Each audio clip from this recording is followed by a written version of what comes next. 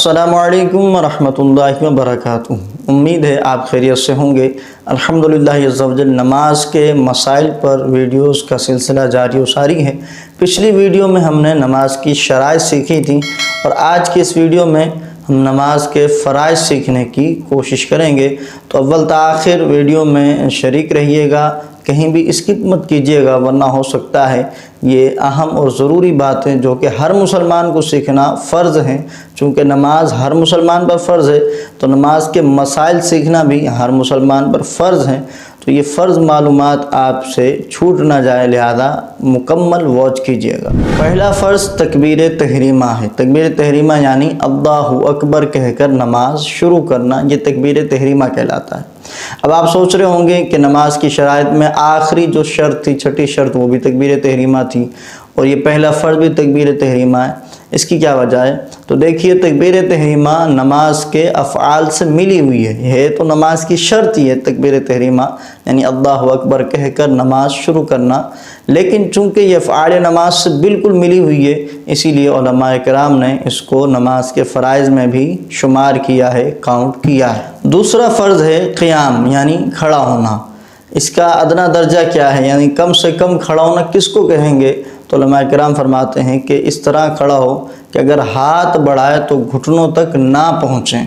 हाथ अगर घुटनों तक नहीं पहुँचते तो ये खड़ा होना है और बिल्कुल सीधा खड़ा हो जाना, ये इसका अव्वल दर्जा है। अब इसी में एक और सवाल ये पैदा होता है कि क़याम कब कब फ़र्ज़ है, किस किस नमाज में फ़र्ज़ है? तो याद रखिए, हर फ़र्ज़ नमाज के अंदर, वित्र के अंदर और फजर की सुन्नतों के अंदर क़याम करना ये फ़र्ज़ है। कितनी देर क़याम फ़र्ज़ है? तो जितनी देर क़िरात फ़र्ज़ है उतनी देर क़याम भी फ़र्ज़ है, और जितनी क़िरात जो है वो वाजिब है उतना क़याम भी वाजिब है, और जितनी क़िरात करना सुन्नत है उतना क़याम करना भी सुन्नत है। बाज़ लोग खामखा बैठ कर नमाज़ पढ़ रहे होते हैं, हालांकि कोई सही उज़र नहीं होता। तो याद रखिए, बिला उज़र शरई बैठ कर नमाज़ पढ़ना ये दुरुस्त नहीं है, जायज़ नहीं है।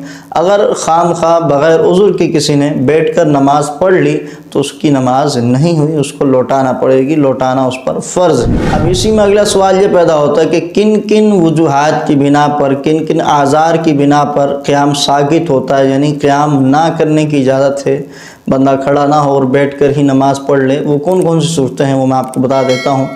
याद रखिए, जब भी सजदा साक़ित होगा, यानी कोई ऐसी वजूहात हो कि ये सजदा ना कर सकता हो, इसको कोई तकलीफ़ हो कि सजदा करने से तकलीफ़ में इजाफ़ा होता हो या ज़ख़म बढ़ता हो, इस तरह का कोई मामला हो, सजदा इसका साक़ित हो गया, तो अब क़याम भी साक़ित है, क़याम अब ये ना करे, बैठ कर नमाज़ पढ़े।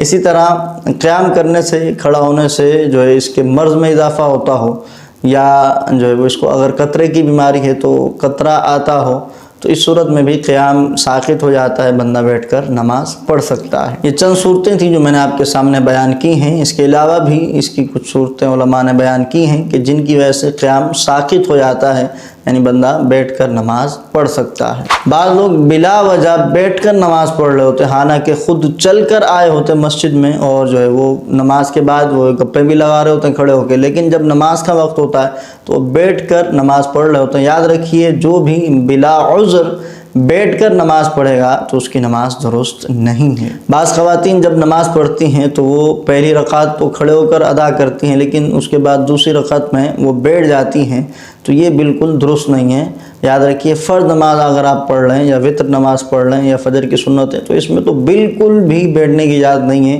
क्योंकि इन नमाज़ों के अंदर क़याम फ़र्ज़ है।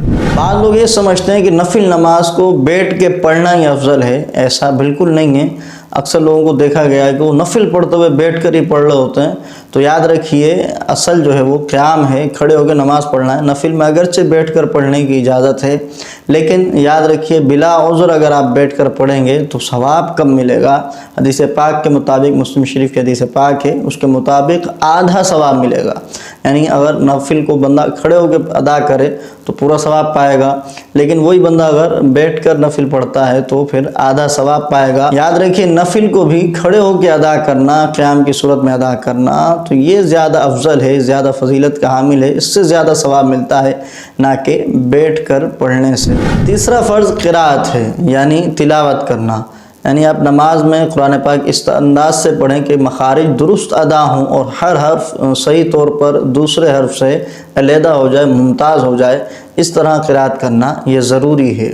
بعض لوگ قرات کے اندر بڑی غلطیاں کر رہے ہوتے ہیں، الحمد کو الحمد پڑھ رہے ہوتے ہیں، تو اس طرح کی بہت ساری غلطیاں ہوتی ہیں، جیسے قل هو اللہ احد اس کو پڑھ رہے ہوتے ہیں قل هو اللہ احد، تو یہ کافی ساری مسٹیک پائی جاتی ہیں کہ درست مخارج ادا نہیں کر رہے ہوتے لوگ، یا ان کو آتے نہیں ہوتے، تو اس طرح نماز درست نہیں ہوتی۔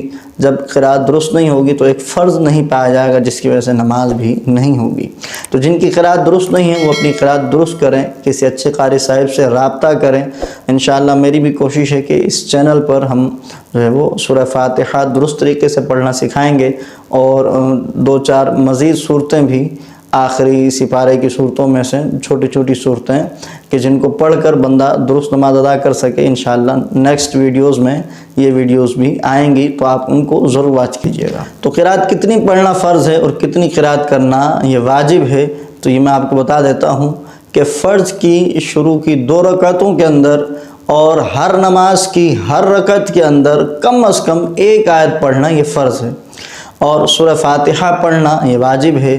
سورہ فاتحہ کے ساتھ سورت ملانا یا 3 چھوٹی آیات ملا دینا یہ بھی واجب ہے، یا ایک ایسی آیت کہ جو 3 چھوٹی آیتوں کے برابر ہو وہ ملا دینا یہ واجب ہے۔ چوتھا فرض رکوع کرنا ہے۔ رکوع کی ادنا حالت یہ ہے کہ اتنا بندہ جھک جائے کہ ہاتھ بڑھائے تو گھٹنوں تک پہنچ جائیں، یہ رکوع کا ادنا درجہ ہے، اور بالکل پیٹھ سیدھی ہو جائے تو یہ جو ہے اعلیٰ درجہ ہے، اول درجہ ہے رکوع کا، کہ بالکل پیٹھ کو سیدھا کیا جائے۔ 5واں فرض سجود ہیں، یعنی یکے بعد دیگرے 2 سجدے ہر رکعت میں ادا کرنا یہ فرض ہیں۔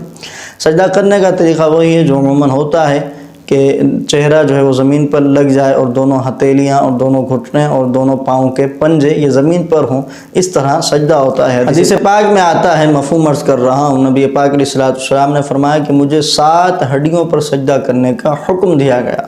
وہ 7 چیزیں کون کون سی ہیں؟ چہرہ، دونوں ہاتھ، دونوں گھٹنے اور دونوں پاؤں کے پنجے۔ تو یہ وہ 7 اعضاء ہیں کہ جن پر سجدہ کرنے کا حدیث پاک میں حکم موجود ہے۔ 6واں فرض ہے قعدہ اخیرہ، یعنی نماز کے آخر میں بیٹھنا، یہ قعدہ اخیرہ یہ فرض ہے۔ اس کی مقدار کتنی ہے؟ تو التحیات کی مقدار بیٹھنا یہ فرض ہے، یعنی التحیات پوری آپ عبدہ و رسولہ تک جتنی دیر میں پڑھیں گے تو اتنی دیر تک بیٹھنا یہ قعدہ اخیرہ کہلاتا ہے، یہ فرض ہے۔